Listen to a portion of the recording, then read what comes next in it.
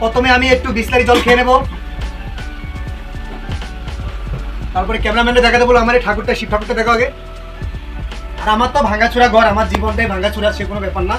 সেই দেশি মুরগি, আসো ক্যামেরাম্যান এদিকে আসো একটু। সেই দেশি মুরগি হবে এখনই। দেশি মুরগি একটু ঝোল যদি না খায় আপনাদের দেখায় শান্তি হবে না। তারপর একটু ক্যামেরাম্যান দেখাও। দেশি মুরগির পর এই বড় বড় ভোলা মাছ। ভোলা মাছটা এখন খাচ্ছি না, এখন থাক, ভোলা মাছটা পরে খাচ্ছি।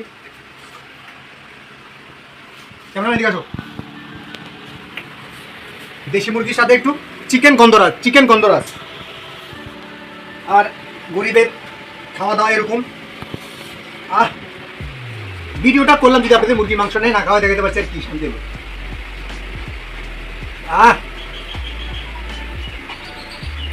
লেবু, গন্ধরাজ লেবু, এত মিষ্টি কেন?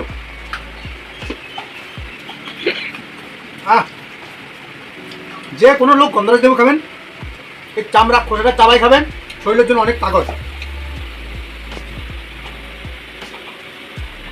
আর আমার সেই পাহাড়ি দেশি মুরগির রান,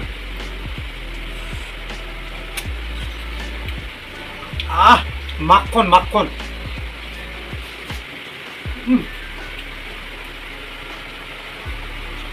অসাধারণ, এর তো কোনো তুলনা নেই। ও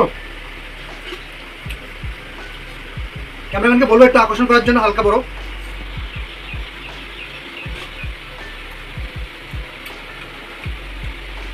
পাহাড়ি মুরগির কালার এরকম হয়।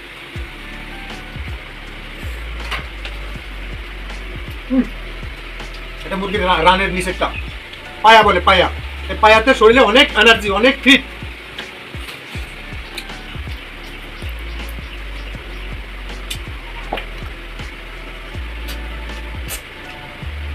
আমার ভিডিওরা আমার মতো যে বয়স ছেলেবেলারা দেখবেন, বুড়ো দাদুরা শুধু দেখবেন কিন্তু আকর্ষণ লাগবে। কোনো এক সময় আমরা বুড়ো হয়ে যাবো, তখন এরকম ভাবে হাত দিতে পারবো না।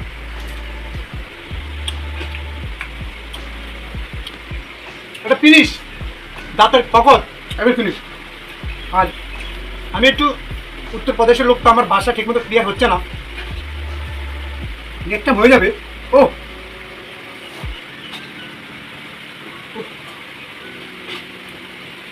ক্যামেরাম্যানটা বলছি আমার মুখ টাকা না, নজরটা তুমি অন্যদিকে ঘুরাও, তাহলে আমার পেটে ব্যথা হবে। পেটে ব্যথা হওয়ার দরকার নেই।